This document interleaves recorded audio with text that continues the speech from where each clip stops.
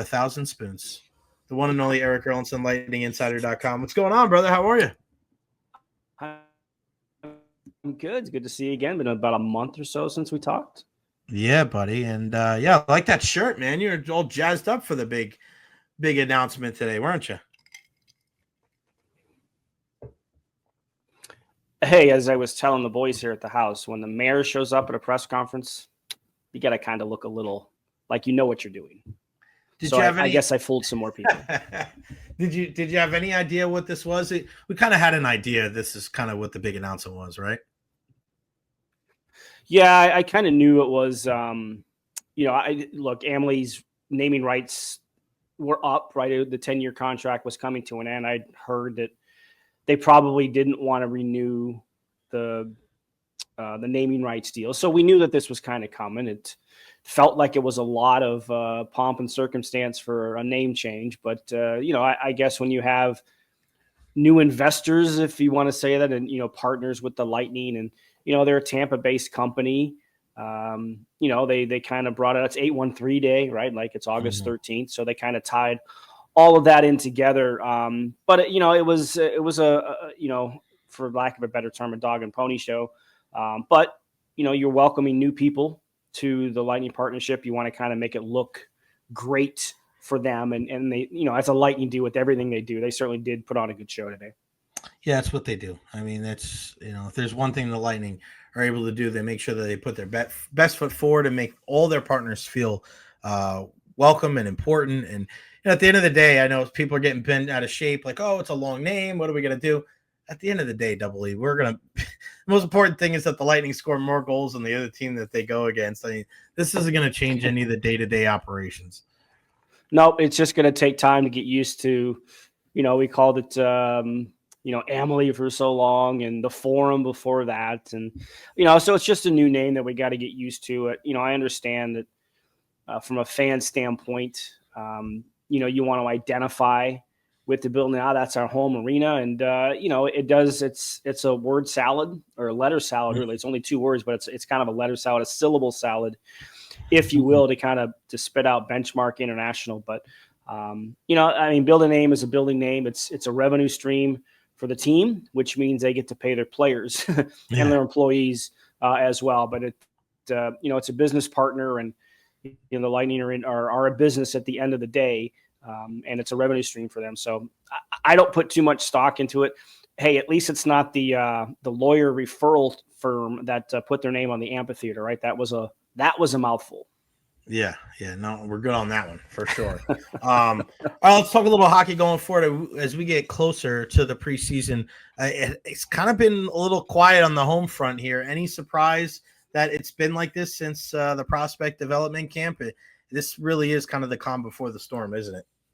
It is. And, as we talked back on July 1st, I didn't anticipate the Lightning being very busy, and they weren't, right? They bring in Pontus Holmberg, a couple of minor signings here and there, but nothing major. And, August is the dead month really in hockey. Usually the only thing that kind of is on the radar is arbitration cases, but arbitration cases rarely reach arbitration. And in fact, none of the players who filed actually got to an arbitration case. They were all agreed on new deals before it got to the arbitration date. So it's on the hockey calendar. This is probably the time when a lot of general managers, probably head over to the Hlinka Gretzky Cup, which is taking place right now over in Europe. They're probably taking that in and then, taking a little bit of a vacation and, leading up to the start of camp, which for the Lightning will be sometime around September 12th or so, I think is 10th, 11th, 12th, somewhere in that time range is when I anticipate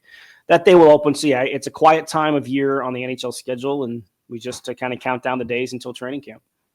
All right, before we know, and this is and we see this way too early mock drafts and way too early, let's do a way too early line projection with Double E Erik Erlendsson. How do we think that the 4 lines and the 3 defensive pairs are going to line up opening night? Well, no reason to think that Gensel, Point, and Kucherov won't be the top line as it was for a good portion of last year. I think the biggest question mark in the lineup is who plays second line right wing with Sorelli and Hagel. Right.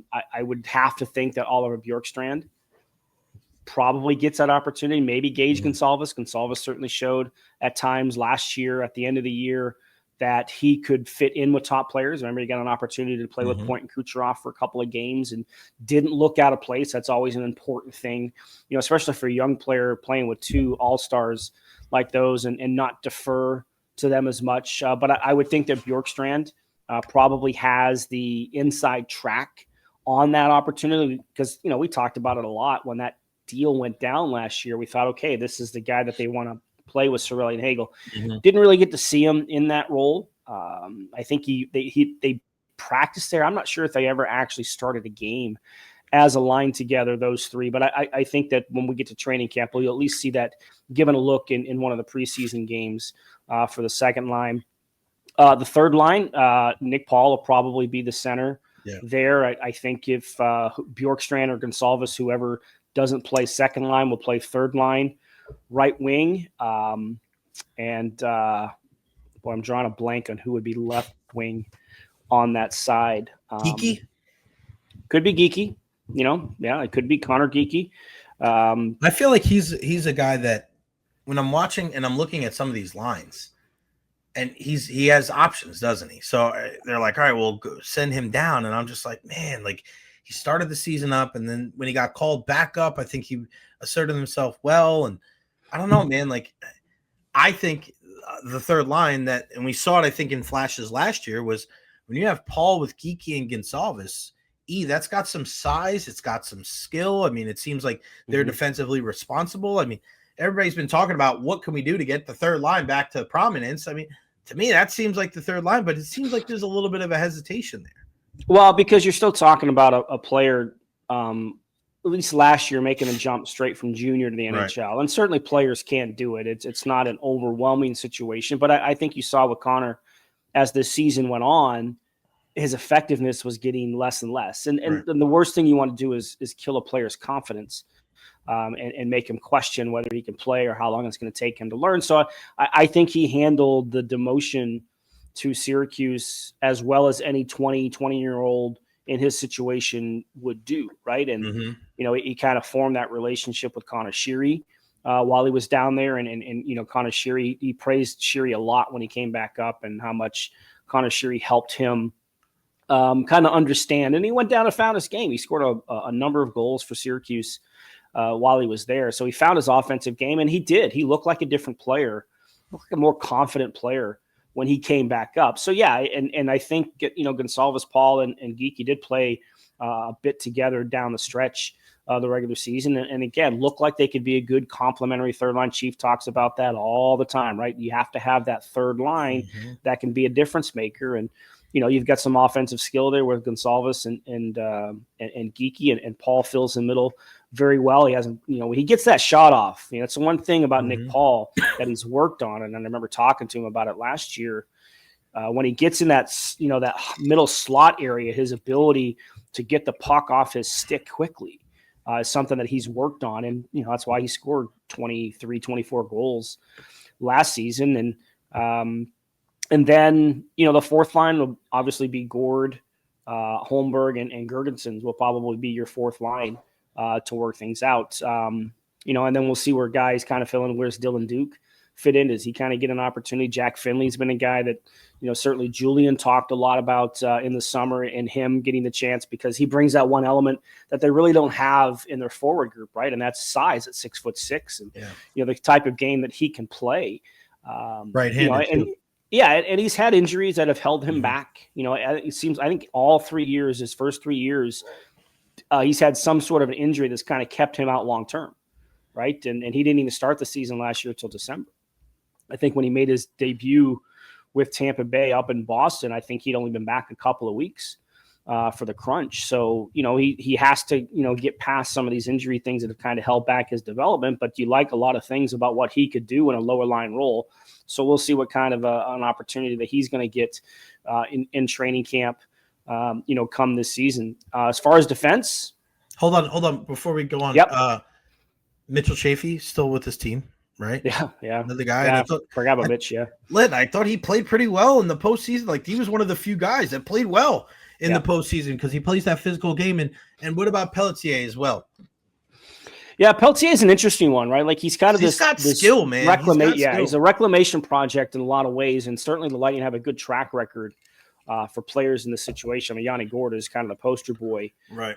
For somebody who was basically cast away by the San Jose. When Jonathan Marchessault was cast away by Columbus, they brought him in. Carter Verhaeghe. I mean, they have a pretty good history of doing this. And the interesting thing with him, obviously a former first-round draft pick, smaller guy, but very skilled guy. And, you know, because you always take that risk. Do you want to try and put him on waivers and get him down to Syracuse and play some games, right? Because he is signed to a 3-year deal. So they do have a commitment to him. Yeah, there's a plan and a belief, right? And a belief that they can kind of, you know, get him to the level that he can be at, that they think he can get to, certainly based on his pedigree of being a first-round draft pick. So he is an interesting guy to kind of keep an eye on as we head to, you know, training camp and see where he kind of fits in. And you're right, I forgot about Mitchell Chaffee. It seems like as soon as Bjorkstrand came along, he was kind of the forgotten guy, but he did. He kind of played more of a physical game, which I think is what they asked him to do, because he does have that little bit of a solid body size, right? He can kind of use that as a power forward type of player. He's not a big time goal scorer, but, you know, he scored 11, 12 goals last year. You know, and a which bunch is on not the power play too. Yeah, so he's a right-handed shot, right? They kind of tried him in the bumper position a couple times on the power play, because even though the power play finished, I think, 5th in the league, I think we can all agree it wasn't very consistent in the way that it performed last year as they tried to, you know, figure out life without Steven Stamkos on that top power play. So, Peltier, though, is the guy that's kind of intriguing, right? Because they believe in him, and they have a history of being able to do this with players and get them to a different level. So he will definitely be a good one to kind of keep an eye on. All right, now let's go to the blue. Let's go to the blue line now. Obviously, Victor Hedman, Ryan McDonough, your top two on the left side. Erik Chernak will be paired again with McDonough. That's an easy one to figure out. We assume J.J. Moser will stay on the right side on a consistent basis with Victor Hedman. And then we get to, you know, what was kind of a black hole in a lot of ways last year. Who plays third line pairing? You know, obviously Emil Lilleberg continues to take strides and show some growth. I know a lot of fans don't like the way that he played, but you saw the growth in his game last year. And he can be a physical player. We've seen that. He kind of peeled back a little bit as he kind of learned to play defense better last year. You know, I think maybe we'll see that element kind of return to his game. And then the interesting thing is now what do you do with Darren Radish? You know, Radish last year at the start of the year, he was kind of the odd man out. Yeah, scratched. Right? He was the guy that was scratched quite a bit at the beginning of the season. But then when Moser got hurt and he played more, that's the best he's ever played. Yeah. Right? Like, and not even just the points. He set career highs in points and assists. But I think his two-way game improved too. So even for a guy who's, you know, 29 years old, you know, he showed growth in his game. And, you know, where does he fit in? We know the chemistry that Lilleberg and Max Crozier certainly had both at Syracuse. And then when they played together a couple of years ago here at the NHL level, how they were able to play. Crozier is, you know, he's no longer waiver exempt. So he'll still be here, but defenseman. And, you know, we'll kind of see, obviously went 7-11 quite a bit down the stretch last year. It's something that John Cooper does like to use, but now you've got this, I don't want to call it a gluttony of forwards, but you have these extra forwards. You just talked about 14 different guys. I don't think they're going to carry 14 forwards. No, but I also don't think they're going to do 11 and 7 as much as they did last year either. Right. And that's kind of the thing. Right. But with the defenseman that you have, maybe you're better suited towards that. Right. You know, it's an interesting situation for the coaching staff to have, you know, in how they handle the roster and how the playing time. And I mean, at the end of the day, players always dictate ice time and playing time, right? With practice habits and how they play in games and how they perform. And, you know, all that kind of dictates in the decision-making process for coaches. But if everybody's on a level playing field, it is an interesting sort of situation that the coaching staff is going to have to deal with, because you don't want younger players sitting. And Max Crozier is still a young player. Emil Lilleberg is still a young player, right? You don't want to keep them out for too long. So how they handle the bottom 3 guys on defense will be interesting this year. And if last year was any insight, basically Crozier is going to come in and replace Nick Perbix. So it's kind of a same situation they had as last year, because at the beginning of last year, they did go, the typical 12-6 alignment more often. It wasn't until the second half of the year that they went 11-7 more often. So, the season will dictate that. Players will dictate that, but something to kind of keep an eye on. Yeah, I don't know if you saw this or not, but it seemed like I'm seeing this at a bunch of different places. They're talking about a possible trade of Ryan McDonagh. I just think it's weird that you would go through all those hoops to bring him back and then trade him out again. Where does that stem from? Is there any possibility that they move on from 27? I can't see it. Yeah. I mean, we talked so much last year about what his return meant to the defensive core, and taking some of the pressure off of Victor Hedman and some of the responsibilities off of Victor Hedman, and, tapping back into Erik Chernak's strengths, because Erik Chernak was not the same player 2 years ago without Ryan McDonagh as he was this past year with Ryan McDonagh back. I think Ryan McDonagh is still performing at the top level. I guess the only thing that people might look towards is the fact that he's going into his final year of his contract. Right? Is there an extension? Yeah. But that's how a lot of people think. Well, he's in the last year of his deal. If he's not going to be extended, you might as well trade him. Right?